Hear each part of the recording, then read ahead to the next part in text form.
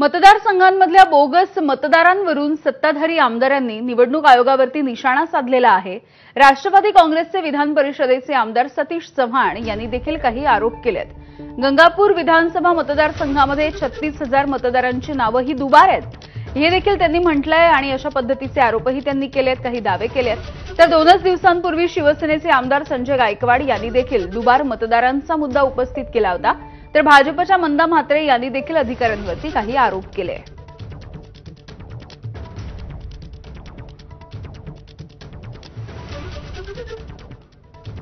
दरम्यान या सगळ्या संदर्भात सत्ताधारी आमदारांनी नेमकं काय म्हटलंय बघूयात।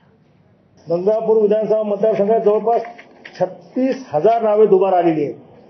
खरं तर मतदार यादीपासून ते निवडणूक निकाल लागेपर्यंत सगळे काम पारदर्शकपणे पार पडण्याचं काम हे निवडणूक आयोगानं करणं अपेक्षित आहे।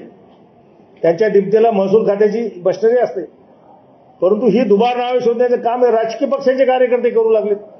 विशेषतः रांजणगाव शोणपुनी सारख्या वसाहतीमध्ये मोठ्या संख्येने मतदारांची दुबार नावे आहेत। मयत झालेल्या एक प्रसिद्ध व्यक्ती आहे, माजी पंचायत समिती सदस्य गंगापूर, मयत होऊन 13 वर्षे झाले। नाव आहे लोकरे रघुनाथ रखमाजी, अजूनही नाव मतदार यादीत आहे। असे हजारो मयतांची नावं या मतदार यादीत आहेत। बघा, मी बुलढाण्यामध्ये जवळपास कलेक्टर साहेबांना 4,000 डबलची नावं ही बोगस असल्याचं आम्ही कळवलेलं आहे, लेखी कळवलेलं आहे। काल महाराष्ट्र राज्याचे निवडणूक आयोग दिनेश वाघवले साहेबांना मी फोन केला। ही अशा प्रकारचे बोगस नावं आहे आणि काही 30-30 वर्षापासूनचे लोक इथे राहून गेलेत, अधिकारी राहून गेलेत, त्यांचे देखील नावं तसेच आहेत आणि मृत्यू झालेले देखील। हा आकडा जिल्ह्यात जर विचार केला तर लाखापेक्षा अधिक हा आकडा आहे। आणि निवडणूक आयोग म्हणतो नाव काढू नका। अरे ही जी डबल नाव ही तुम्ही काय काढत नाही? असा कोणता या भारताचा कायदा आहे, कोणतं संविधान असं की असे बोगस नावं तुम्ही कायम ठेवतात?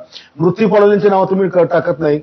25 जुलैला तुम्ही सांगितले की नाव काढू पण नका पण टाकू नका। कालपर्यंत जे मुलं तरुण झाले, वयात आले, ज्यांना मतदानाचा अधिकार प्राप्त झाला, तुम्ही त्यांचा अधिकार हिसकून घेत नाहीये का?